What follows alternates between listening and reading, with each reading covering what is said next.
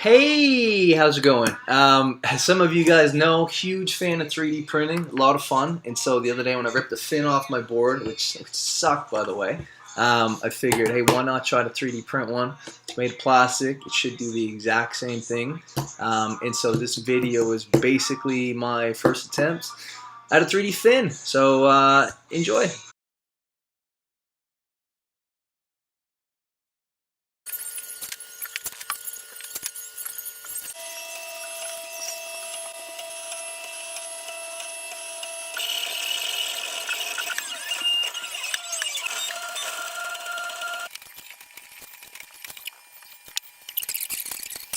Holy snapping. So turned out phenomenal.